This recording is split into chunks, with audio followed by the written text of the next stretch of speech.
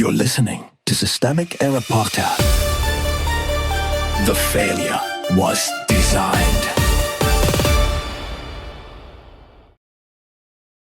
White House chased by mounting pile of defeats as judge hands Trump another loss, based on an article by Ethan Dewitt, New Hampshire Bulletin.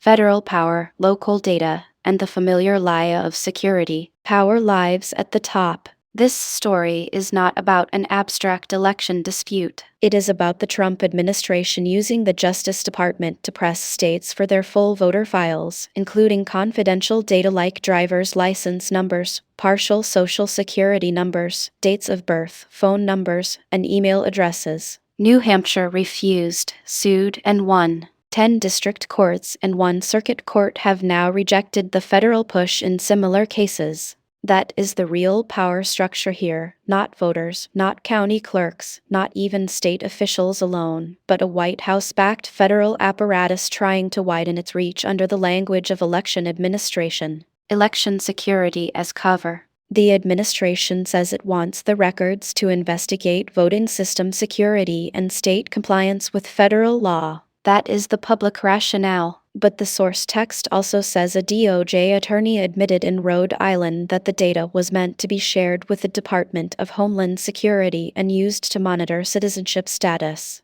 That matters. It reveals a second agenda hiding behind the first. Election integrity is doing the public relations work. Immigration enforcement is doing the political work. The administration is not just asking questions. It is trying to convert voter records into a surveillance asset. The court saw through the thin claim. Judge Joseph LaPlante ruled that federal lawyers failed to establish a sufficient legal basis to compel New Hampshire to hand over the statewide file. The decision matters because the administration did not show factual anomalies, did not identify a specific violation, and did not build the kind of grounded case the law requires.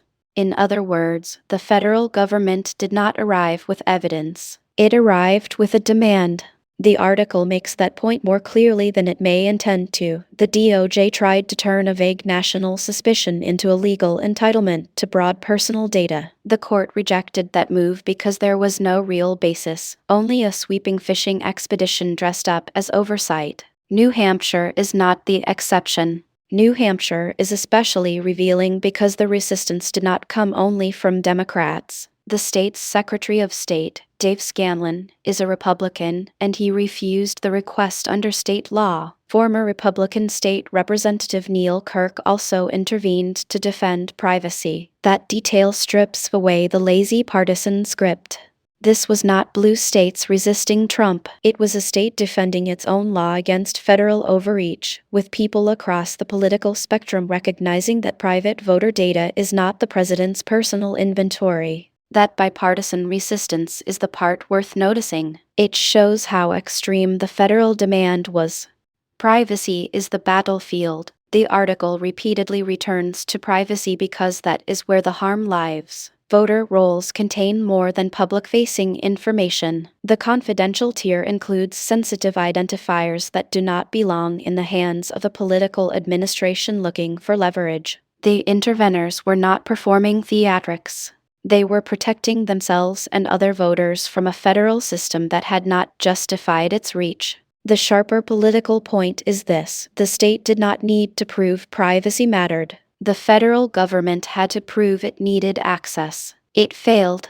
The pattern is the message. This is the standard operating method of contemporary authoritarian drift. Claim fraud, invoke security, demand broad records, and treat local refusal as obstruction. If the law resists, file suit. If the courts push back, keep going elsewhere. If the real goal is something else, keep that part in the shadows until a lawyer is forced to say it out loud.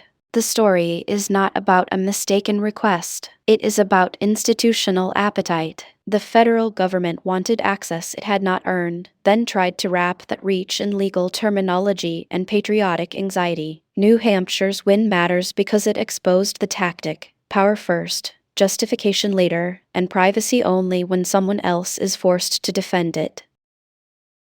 You've been listening to Systemic Error. Thanks to Alternet for today's article, with the automated voice of Amy. Thanks for listening.